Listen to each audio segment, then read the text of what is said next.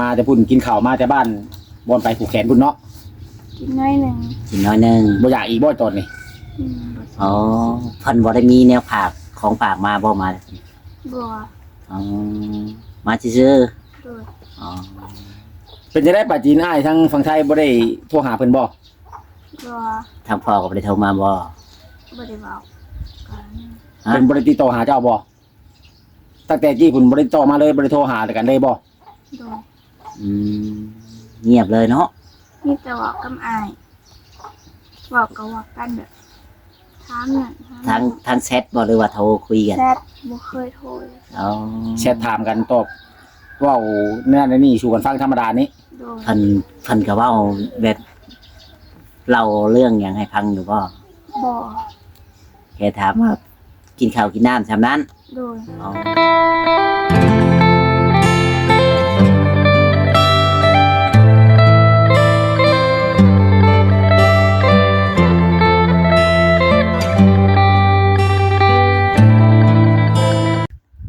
โดยสบายดีสวัสดีเด้อพ่อแม่พี่น้อง FC ของบ่าวของไผเบอร์สุขุสุคนพี่น้องเอ้ยบ่ว่าจะเป็น FC ทางภายในหรือว่าต่างประเทศเนาะก็ยินดีต้อนรับเข้าสู่ช่องบ่าวของไผคือเก่าพี่น้องเอ้ยมื้อนี้ก็พบพ่อหรือว่าทักทายสบายดีกับบ่าวของไผมื้อนี้ก็อยู่ที่บ้านน้องปาจีนลูกครึ่งไทยลาวพี่น้องเอ้ยบ่ได้มาหาทางน้องเพิ่นนี่ก็โดนพอสมควรพี่น้องเอ้ยเนาะมื้อนี้ก็มีโอกาสเวลาหรือว่ามีธุระผ่านมาทางนี้พี่น้องเอ้ยก็เลยแวะเข้ามาเยี่ยมยามถามข่าวทางน้องปาจีนว่าเป็นจังไดอยู่ดีมีแห้งหรือ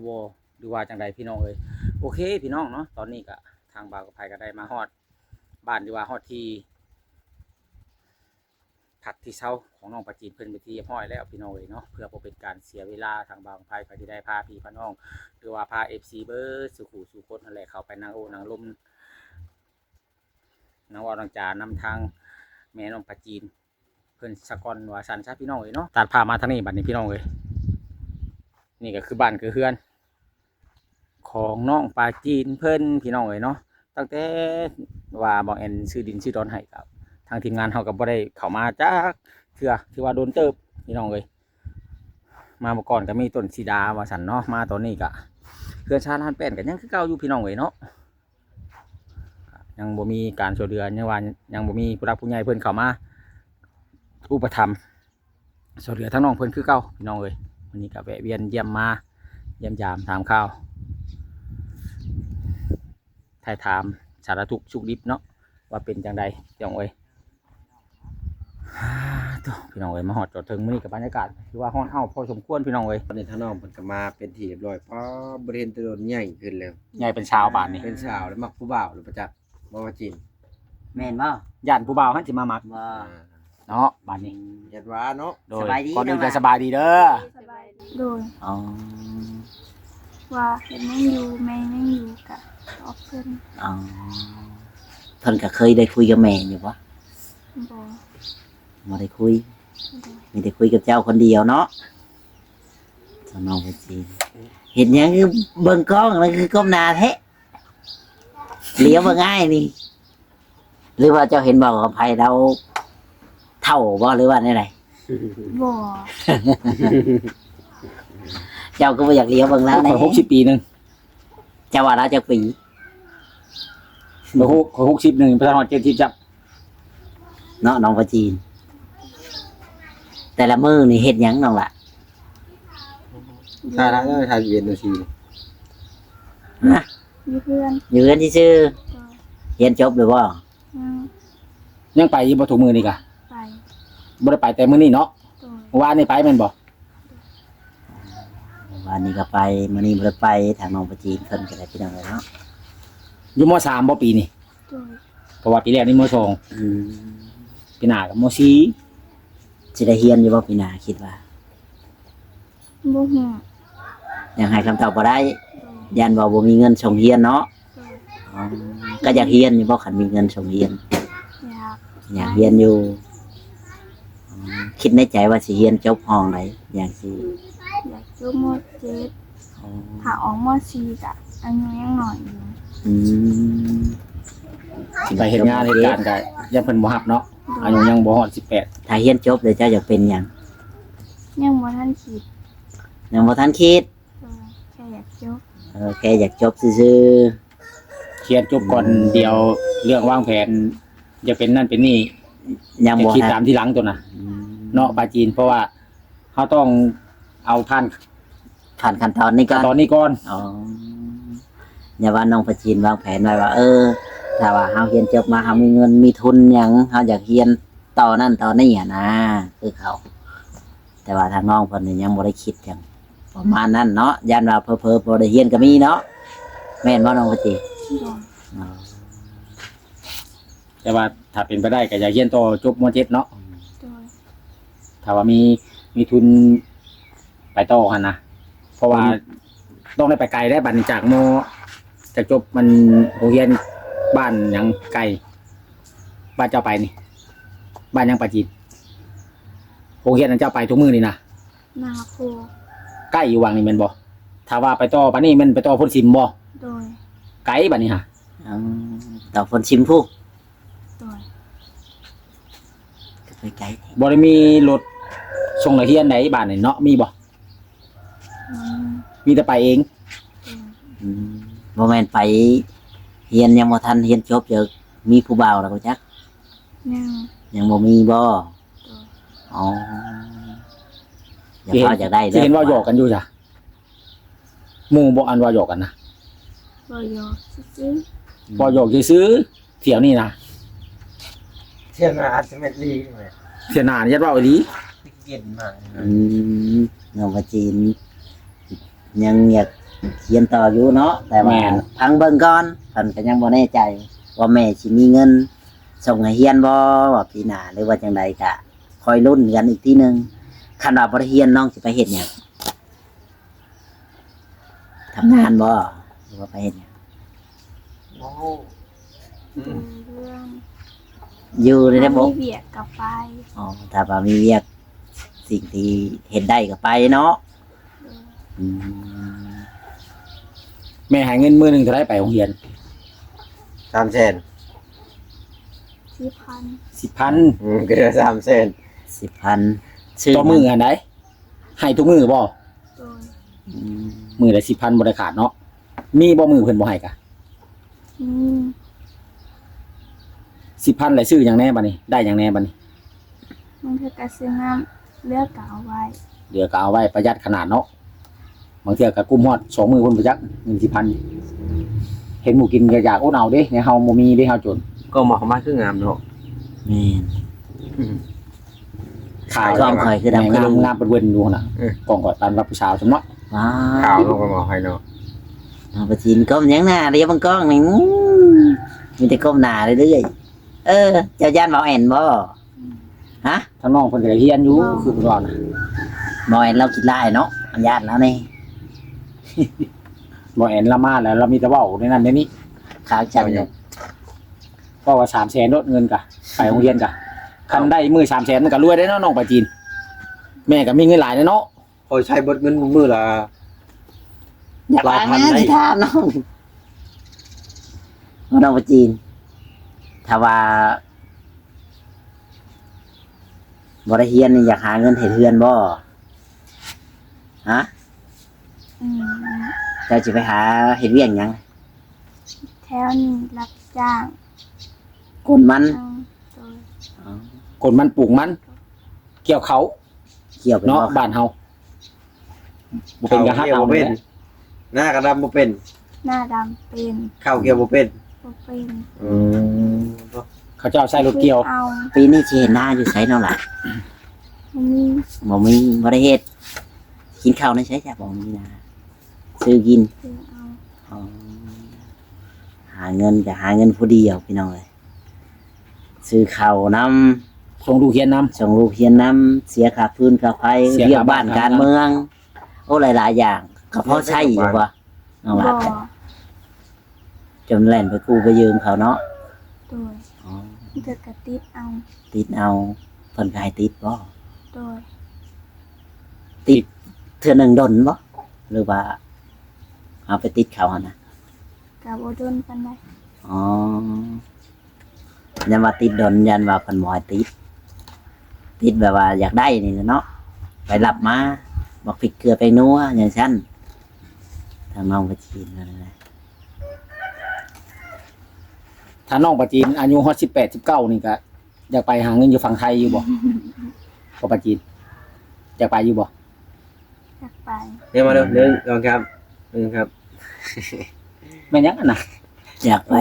ไปอยู่เนาะ โดย ก็บอกไปก็ถามแต่ว่า ไปสิไปอยู่ บ่ ไม้บ่หรือว่าไปยังไง เจียวแต่ว่า บ่ อยากไป เจียวแต่ตัวผมไป เจ้า ได้ว่าบ่ไปอยู่ไม้น้ำพอแบบนี้ บ่ บ่ไป เอามีการรูดอะไรก็รูดิเปิ้งนี่ปรับให้ทีปรับกอง น้องประจีนบ่ไปอยู่สมัยน้ำพ่อพี่น้อย มีรถเบิ้งนี่แบบนี้นี่เบิ้งนี่แล้วก็เอา เห็นนะบ่เห็นหนู นี่ปรับ ไต้ กอง หวันในกระปุกเจ้าคือว่า ป้าให้ของหมู่มั่วแล้วบัดนี้ ตามนี่ ฝนตกจังมือเลย ของมันวิ แถ ถี วบ้าน วัวขึ้นเป็นหัวเรามันทางงาม บ่ได้ตกติดกัน อ๋อแบบว่าโดนไปการอื่นอยู่บ่ บ่ ใครจะไปการ บ่ได้ไป บ่ได้ไป บ่เป็น บ่ใช่คนอื่นทำนะนี่ฮะ เคยรู้จักว่าตาอื่น บ่เคย บ่เคยรู้จักตาอื่นอีก เอาเลย เคยบ่หักขาอื่น คางมันในอื่นมันหักกันงาคอก แค่นี้บ่มี ตัวใครเคยบ่หักขาอื่น บ่หักแต่คางมันยันมันกันงาคอก ว้าว เอ้า อย่าทิ้ง มันกันงาคอกข่อยเบิดเท่าไหร่เลย อึ่งหักกันงาของเพราะมันแม่งกิโลแท้เอาเลยแต่มันกิโลกันงาของ คอบ่มีห้องดังในอื่น อย่าไปถามนะมีน้องประจีนมันจะเฝ้าไปทางอื่นโอ้ตายนี่แหละเนาะทางน้องประจีนใช่ไหม คนคือเก่าแล้วพี่น้องเนาะ ปากดู เราปากอยู่แต่ละปากคอย โอ้เพิ่นคุดของหน้าพอเราถอลงในจักมือเถอะน้องประจีน ฮะ เจ็ดมือ บอกตั้งแต่เพิ่นเอาลงมาท่าปานนี่นะจักมือแล้ว เจ็ด จังมือแล้วค่าเพิ่นเอาทอลงนี่บ่ได้เฮ็ดฮอดแต่บ่เดือน ยัง ขุดมือเดียวแล้วเอาลงเลยทอน่ะ โดย ไว้อันน่ะให้ขุดกับไผเจ้ากับเจ้าบ่ พอคุยคนเดียว เอาเลย บัดเอาลงเลยจ้ะ มาลงนะตัวกระขังมาส่งมาลง เขาลงซอย ผู้ที่เพิ่นเอาทอมาส่งนั่นเพิ่นเอาลงให้นํ อืม เดี๋ยวว่าพอเจ้าเอาลงคนเดียวคือสิว่าแห้งหลายแท้ว่าซั่น แบบว่านอนกลางคืนบ่ฮ้อน ห้อน ฮ้อนก็จะเป็นเนาะ อืม มันมีมัน ได้พากระจาดไม้เลยเนาะบัดนี้ไผซื้อให้นี่ พอสื่อเอง พอหาเงินซื้อเองเนาะ มันซื้อ บ่แม่นบ่แอนซื้อมาให้เนาะ อืม บ่แอนซื้อแต่เดินบ่แม่น อืม ทางหลวงพ่อเพิ่นซื้อให้นะ คนบ่ปากก็บ่ซื้อให้จักข่อย คนบ่ปากบ่แอนบ่ซื้อให้ ทางน้องไปจีน ไปปากอยู่ ซื้อฟ้ากระจาดกะ คนบ่ปากบ่ซื้อให้เด้ ซื้อบ่ครบเงินบ่พอแม่นบ่ อืม อ๋อ ผมมีเงิน บ่ งบประมาณได้ซำนี้เนาะ โดย ก็ซื้อได้ซำนี้ ถ้าว่ามีคนซื้อให้อยากได้อยู่บ่ ได้ อยากได้ อืม อืมในใจอยากได้หยังมากที่สุด ซื้ออันนั้นแหม ฮะ สิ่งหนึ่ง สิ่งเดียว ตอนนี้ ตอนนี้คำเดียวเด้ เดือนหน้าอยากได้น้ำ ช่องคำอยากไล่น้ำบ่ได้คำเดียวจังดี ได้น้ำบ่ได้บ่มีเฮือนเจ้าสิอยู่ใช่จ้ะ บ่เป็นหยัง อยากแนะนำแบบแนะนำมันเป็นกระตุกเพิ่นซื้อมานี่บ่หรือว่าอยากแนะนำหยังอ่ะนะ แบบเป็นสาง อยากแนะนำบาดาล โอ้อยากได้น้ำมาดาล เดี๋ยวว่าอยากแนะนำมันกระตุกเป็นขวดนะบ่จอยหาให้ได้อีดอกแบบน่ะเนาะบ่จอยเขาเป็นกระตุกกันเนาะทางน้องเพิ่นจะได้นำบาดาลพี่น้องเอ้ยเนาะว่าหยอกน้อง การ เพิ่น เงินทางชานนี่ก็ไว้ก่อนเนาะ โดย อืม บ่ได้อยากได้บ่ห้องน้ำ ก็อยากได้อยู่ หากแต่ว่าอยากได้นำบาดาลหลายกว่า โดย พอได้อาบพอได้ใส่เป็นของตัวเองเนาะ โดย คันใส่หัวหมูนี่ก็ได้อยู่มันหนัก แต่ทุก มัน วัน คือของตัวเอง แม่นทุกวันนี่ก็อาบน้ำในกลางเดินกลางอย่างนี้บ่ บ่ อาบ อาบเงินปะ อันอยู่เงินป้าอ๋อใครจะอาบพอจะบ่ โดย อ๋อ ใหญ่เป็นชาวบัด ผู้ที่ผู้บ่าวเนี่ย แม่นอาบน้ำอยู่กลางเดินผู้บ่าวแนมไหน เห็ดอยู่เห็ดกินนี่น้องหล่ะไปเห็ดอยู่ใช่ มีข้างหลังเพื่อน อยู่ข้างหลังเฮือนมุงเลยบ่ มึงมีเงิน บ่มีแนวมุงอีก โดย บัดฝนตกน้ำลงก็ต้องแข่งฝนแบบนั้นเลย โ หาเนี่ยปิด หาเงินพิษเอา เอาผ้าตังมาคุ้มไว้แม่นบ่ ปิดแต่พวกเต้านั่นแหละ เป็นตะกบเต่าไปลอง ปกไว้แต่เตายันน้ำฝนถึงแล้วมันสิลิ้นมันแตกเนาะ มันสิแตกมันสิยาก หาเงินซื้อบ่ทันอีก เงินบ่ทันน้องพัชีลูกครึ่งไทยลาวพี่น้องเอ้ยอยากได้อยู่แล้วว่าอยากได้น้ำพอได้ใช้เป็นของตัวเองเนาะ โดย พี่น้องเลยทางน้องเพิ่น ก็บ่ได้อยากได้อย่างดวงลายดอกเนาะ แมนถ้าแมนอยากได้คืออยากได้ซ่านกับมันก็อยากได้อยู่แต่ว่าเพื่อที่หาได้เนาะ จะไปรักคือขายจริงๆเพราะจะจำเพลงเนาะ ใส่งบประมาณหลายพี่น้องเลยเนาะ ตะตื้อ เพื่อนแรกเป็นหลังมันก็ลาย ว่า หลาย เป็น ตื้อ ตื้อ อยู่เป็นตื้อไปเลย เพิ่นสิแล้วเพื่อนเนาะ มันบ่ง่ายได้บ่เห็นในเทือนค่ะแต่เจ้าเฮ็ด5 ปีเดี๋ยวยังบ่แล้ว อ้าวพอเห็ดเทละน้อยเนาะ เอานั่นแหละเงินเราคือกันแล้วเงินบ่มีเงิน ลายเงินก็เบิดตัว ไทยผ้าเนี่ยก็ใช้ไฟเองบ่ อืม โตน้ำไผ เพิ่น ของคนอีก โดย ของเจ้าของเลยมีอย่างสักอย่าง มีแต่ดิน มีแต่ดิน โดย เอา ดินก็ชื่อเขานี่ มีแต่ดินก็ซื้อเขาห้องน้ำกับบ่มีไฟผ้ากับบ่มี เพื่อนครัวก็ยังบ่มี หยังกับบ่มีนะบ่ได้ว่าแต่เพื่อนครัวเพื่อนที่อยู่ก็ยังอยู่ยาก ฮอดอบอ้าวบ่แม่นง่ายนี่ หน้าห้อนเลยครับต้องบ่อยากคิดสภาพเลยเนาะน้องปะจี เผื่อดูก็ดี ใช้พัดลมบ่น้องปาจีน บ่ได้เปิด ใช้หยังใช้อันว่ากระดาษมาเวียว ตอนค่ำผู้ชาย ตอนเว้นนี่ เนาะพี่ โคตรเอาก้อนน้องฮอนกะ เสียงเบิดผ้ามาก็ยังอยู่บ้านน้องประจีนเพิ่นอีกคือเก่าเนาะ มันอยู่คือเก่าหั่นน้องปะจี หลังจากนี้ก็จะให้น้องประจีนเพิ่นพาไปเบิ่งบอลที่เพิ่น คุณห้องน้ำเนาะ ห้องน้ำ ไปน้องปะจีนพาไปเบิ่งนี่ ว่า เพื่อว่ามีผู้ใหญ่อยาก ไป ค ห้ อ อยงที่ เพิ่ ใด มเติม พี่น้องเนาะ ไป อ่ะพี่น้องเอ้ยปัด น้อง นี้ เพิ่นก็ใหญ่ได้พี่น้อง แม่น มาตั้งแต่โดนๆเนาะ 5 เดือนน่ะเนาะบ่ได้มาเนาะ แม่นและ กันอีก6 เดือนนี่น้อง โอ้มึงแน่ บ่าวจอย ฮะ มองเพิ่นเฮ็ดอยู่เฮ็ดกินนี่นึ่งข้าวนี่มึงแน่ อันนี้ มึงได้น้องปะจีน เวลาฝนตกแล้วเพิ่นสิเอากระซามกลัวไว้นี่ยัน ยังกันนะขังป่าบ่ ยันเตาแตกนี่แม่นบ่นี่ฮะ เรา โอ้ข่อยนึกว่าค้างปลา เขาก็ไว้ โมแม่นนี่นะมันยันฝนตกห้ำยันมันแตก นี่แหละพี่น้องเอ้ย นี่ค่ะดังไม่ใช่เขา ไม้อันนี้เพิ่นเอามาให้ยังอันนี้ฮะไม้จะเอาไม้เชาบ่นี่ฮะ ไม่ค่อยได้สั่งให้เจ้านะ อันนี้เห็นได้ แม่น สั่งไม้เชาคือบ่เฮ็ดจ้ะ มันบ่มีงบประมาณ งบประมาณเบิดก่อน จักก้อนอันนี้นะ ร้อย 100ก้อนหลายแท้ น้องปะจีนนับถือคือว่า ร้อยเลย200นี่ 200 เอ้ย200พุ่นแหละนี่มันละหลายนี่ เนาะ อันนี้บ่อันเพิ่นขุดนะคือให้ประจำกุ้งยิ้วแถวบ้านนี่ประจำกับวันนั้นนี่เนาะคงกับอันว่าพื้นดินเลยพี่น้องเอ้ยพอจังหวะจากโตขึ้นมาอีกเนาะพอมันต่ำโพด เวลาฝนตกน้ำบ่ท่วมบ่ โบ เอาเวลาหน้าฝนนี่นะ บ่ได้ท่วมเพิ่นมีสูง อ๋อ น้ำสิบ่ยังเอเล่บ่นี่ ได้เหยียบเลยแหละ ยังมาตกน้ำ พานี่ก็เฮ็ดเอาเองเนี่ยนะ ผ่าก็เฮ็ดเอาเองบ่ได้ซื้อผ่าเนาะ บ่ได้ซื้อและซื้อมันก็แพง ป้าโทพี่น้องเอ้ย เฮ็ดเอาเอง เฮ็ดเอาเองบัดนี้ เกือบ200,000ผลจะเหาะพามันก็ได้ก็เลยเฮ็ดเอาเองให้ได้บ่ถอกก็ได้ถอกเองนี่ โอ้เฮ็ดเพิ่นเฮ็ดจะขุดขุมนี่เฮ็ดเอาเองเลย น้องปะจีนลมตกนี่ห้วย ตกขี้ จะบอกได้ว่าหัววิทย์ก็เฮ็ดเอาเองนี่หัวช่วมกะ บ่ได้ยากนี่ชั่วโมงเบิ่งค่อยชั่วโมงเบิ่งนี่ครับคนนางลบเลย